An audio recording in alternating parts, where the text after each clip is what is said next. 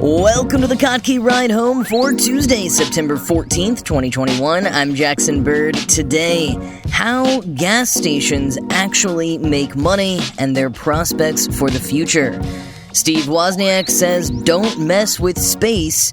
And a timeless question for the ages, how many s'mores could you make from the giant Stay Puft Marshmallow Man from Ghostbusters? Here are some of the cool things from the news today. You know the refrain that movie theaters don't make their money from the ticket sales, but rather from concessions?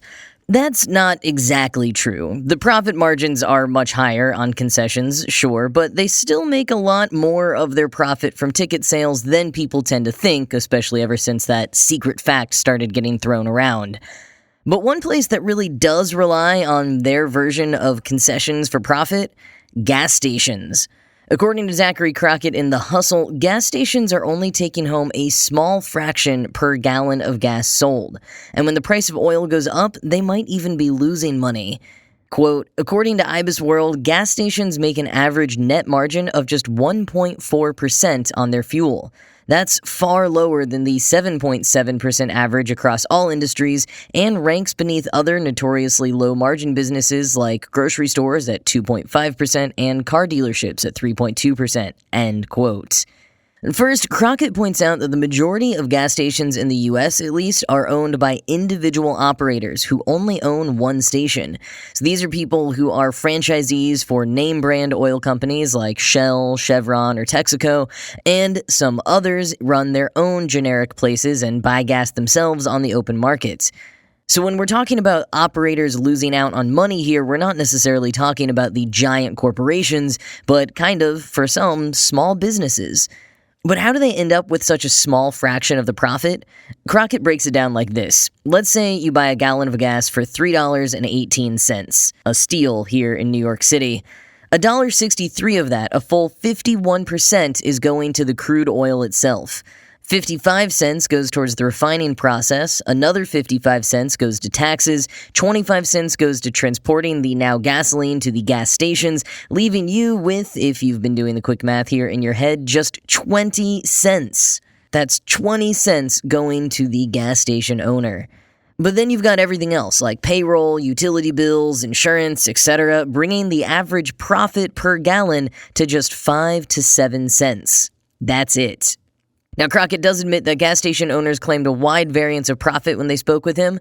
Some went over a quarter, some said 1 cent. But to put this into stark reality, let's say that your gas station sells 4,000 gallons a day, and you're genuinely making a profit of 5 cents a gallon. You're still only making $200 a day from gas. Despite that, most stations won't raise their prices too much because they know that it'll deter customers. As you well know, gas stations tend to be clustered together, and the competition that proximity breeds keeps their prices in check. A lot of them are even reluctant to raise prices too much even when the price of oil goes up because they don't want to lose customers to some of their competitors. So where do they make their money? Their concessions, or, well, the convenience stores that 80% of gas stations have. Crockett notes that convenience store purchases account for just under a third of the average gas station revenue, but make up 70% of the profit. While recent numbers put 44% of gas station customers as going inside the store, and a third of those making a purchase, those numbers are decreasing. With more pay-at-the-pump options, less and less people are going inside, especially in the age of COVID. Plus, gas station convenience stores are well known to have some of the highest crime rates of any business, which makes people stay away, but also causes the practical loss of $761 annually on average per gas station in America. And less people are buying gas at all. From 1995 to today, gas stations around the U.S. reduced in number from 195,000 to 115,000. Which is a good thing in terms of the environment, of course, and gas stations that can pivot to electric charging stations are doing so, but installing just one of those costs $100,000. And while EV sales are expected to skyrocket in the coming decades, that's a tough cost to justify right now when there are so few on the road. But if they can't pivot to electric, maybe some of these gas stations can pivot to something else, take advantage of whatever the best-selling thing in their convenience store is. People are still going to go to Wawa even if they don't need gas. Same with 7-Eleven. Both of those don't even function as a gas station in a lot of cases. And Crockett shared this fun fact. KFC actually began at a gas station. The actual Colonel Sanders ran a Shell franchise location in North Corbin, Kentucky, and served customers fried chicken, country ham, biscuits, and more. And it was while he was running that gas station that he was named a Kentucky Colonel by the governor, a civilian title and highest honor in the state. After his competitor shot one of his employees, there was a literal shootout between the two gas stations. I guess it was a combination of that and cooking such good chicken that elicited the honor. That was back in 1935. It would be several years of selling his chicken in various motels he bought, fires, war, and divorce before KFC became something like we know it today in the early 1950s. But yeah, Colonel Sanders managed to pivot from gas to global corporation, so maybe some of these other franchisees will be able to do so as well.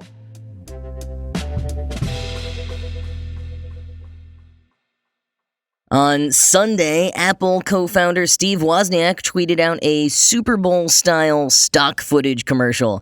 The kind where a gravelly-voiced middle-aged man narrates so broadly about the world and us that you have no clue what the commercial might actually be for. Is it a credit card company, a web hosting service, the Church of Scientology? Who knows?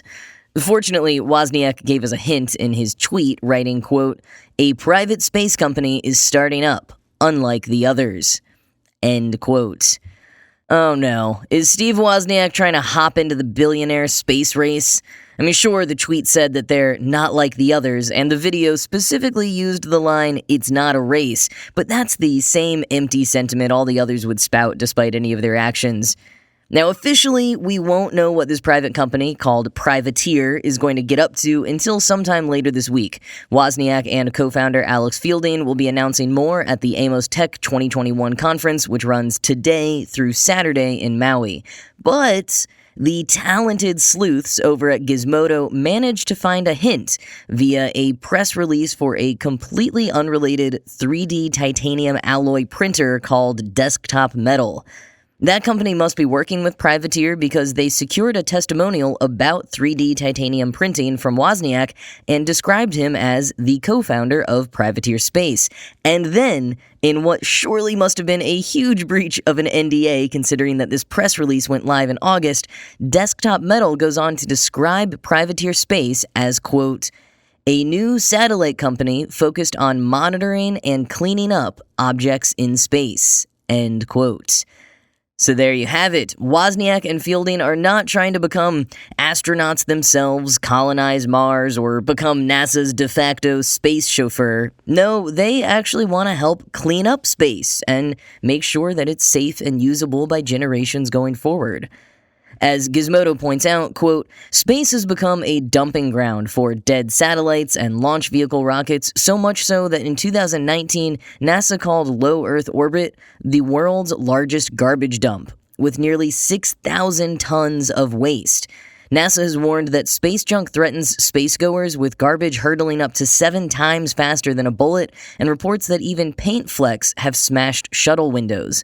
The agency is currently monitoring 27,000 pieces of larger space junk. Cleanup will cost money that the U.S. government isn't allocating. Last year, former NASA Administrator Jim Bridenstine urged Congress to fund a $15 million cleanup mission, tweeting, "In the last 2 weeks, there have been 3 high-concern potential conjunctions. Debris is getting worse."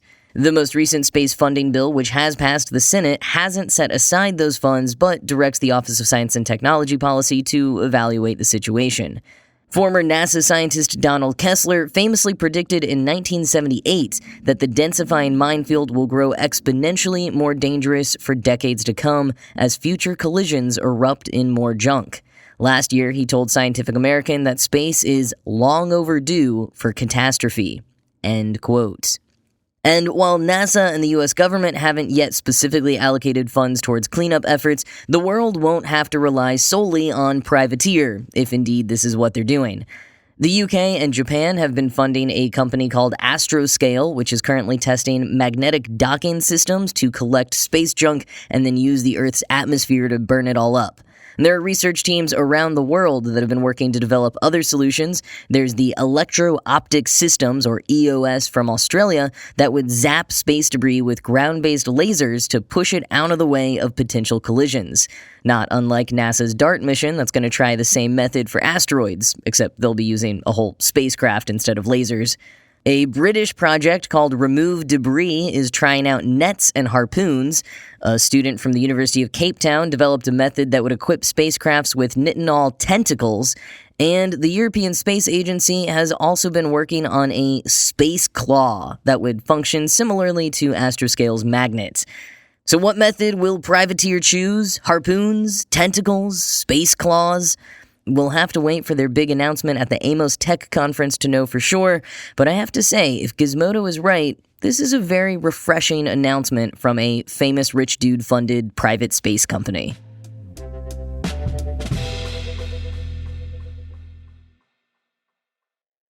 Ghostbusters Afterlife is coming out November 19th here in the US, at least for now. Sony has pushed back the release date a number of times due to the pandemic. Despite the eternal delay, it's gotten decent reviews so far, saying that it's nostalgia done right and honors the legacy of the original two films, which is perhaps due in part to the fact that it's actually directed by the son of the original film's director, who himself is a producer of this new one. And one way that Ghostbusters Afterlife will riff on the original movies but with its own new spin is the introduction of miniature versions of the Stay Puft Marshmallow Man. Now, while the original was transfigured from a 2D logo to an 8-story tall anthropomorphic manifestation of the villainous god Gozer wreaking havoc upon Midtown Manhattan, these new mini ones are seen in a preview clip climbing out of their manufacturing bag and terrorizing a grocery store, much to the shock and consternation of Paul Rudd's character, Mr. Gruberson. So the legacy of one of my personal favorite icons from cinema and Saturday morning cartoons will live on in one way or another. But writer Brian Van Hooker over at Mel Magazine, reflecting on the Stay Puft Marshmallow Man and his progeny last week, started wondering a question so sensible I can't believe I'd never asked it myself. How many s'mores could the original Stay Puft Marshmallow Man be made into? And despite the obviousness of this question, it seems based on a cursory Google search that no one had really taken the time to calculate it before. So Van Hooker called up mathematician James Hind of Nottingham Trent University, who took the question so seriously. I mean, really, if you click the link in the show notes, there are accompanying diagrams and everything. It's great. So basically what you've got to do is figure out the volume of the entire Stay Puft Marshmallow Man and then divide that by the volume of an average marshmallow, one that you would use for a s'more. The Stay Puft Marshmallow Man in the movies is described by the special effects team as being 112.5 feet tall, although notably the novelization of the film cuts him off at an even 100. But for the purposes of making everything harder, Van Hooker and Hind stuck to 112.5. Here's what Hind said, quote, "First, we can split this guy into the following parts: hat, head, torso, 2 upper arms, 2 forearms, 2 hands, 8 fingers, 2 thighs, 2 shins, and 2 feet. For each part, we need a shape to use as a model. For the thighs, shins, feet, and upper arms, we'll use an oblate spheroid. The equation for the volume of an oblate spheroid is 4/3 pi a squared c. The forearms, hat, head, hands, and fingers have straighter edges, so we'll use cylinders. The equation for the volume of a cylinder is r squared h. Since we know the Stay Puft Man is 112.5 feet high, we can add a grid to get measurements for the different sections." End quotes. He then put a VFX mock-up of the Stay Puft Man on such a grid and made estimates for some parts, but they remained accurately relative to each other thanks to the grid. For example, quoting again, "The hat is about 3 feet high, with a radius of 10 feet, making it 942 1/3 cubic feet. As for the head, Hind estimated that it was 20 feet high, with a radius of 14 feet, making it 12,312.7 cubic feet." End quote. Apparently, the atypical shape of the Stay Puft Man's torso made things a little tricky there, but Hind just used an approach based on the volume of a solid of revolution to plot the slight S-shaped curve of his side and rotate it. Which, yeah, that's exactly what I would recommend. That's what I would have done too, totally. The Stay Puft Man's final volume, according to Hin's calculations, 151,960.2 cubic feet. But while his entire body is made of mallow, his accessories, like his neckerchief and hat, aren't. Van Hooker also decided that maybe his mouth and pupils aren't marshmallow either, so subtracting all of that, the final volume is 151,772.2 cubic feet. Now, based on a series of measurements of the popular Jet Puffed brand of marshmallows, Van Hooker determined an average marshmallow is 1 1/8 inches tall with a diameter of 1 inch, which was enough for Hind to calculate that from the giant Gozer-possessed Stay Puft Marshmallow Man in the original Ghostbusters, you could safely make 296,876,280 s'mores, given that you're using just one marshmallow per s'more as most recipes and good taste recommend. So just under 300 million s'mores. You know how at the end of the movie when the Stay Puft Man explodes, sending huge globs of marshmallow raining down on all the people, cars, and buildings in Manhattan? If the city had been resourceful, they could have fed upwards of 40 s'mores to every person in New York City. I mean, you know what they say, when life gives you torrents of melted marshmallow pelted down from the heavens, make s'mores. Yeah, that's the joke, and I'm sticking to it.